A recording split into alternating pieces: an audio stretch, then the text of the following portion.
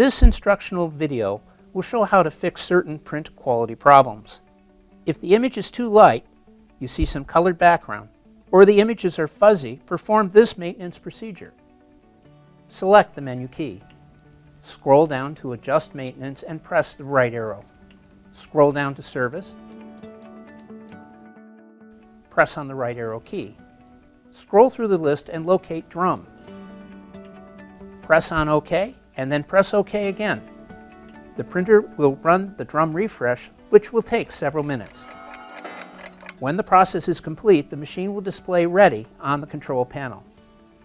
If the above procedure does not improve print quality, or if random dots appear on the image, perform this maintenance procedure. Select the menu key.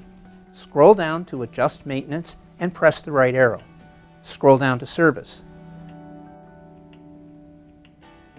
Press on the right arrow. Scroll through the list and find Dev Clean. Press on OK and press on OK again to run the procedure. This will take several minutes. When the process is complete, the machine will display Ready on the control panel.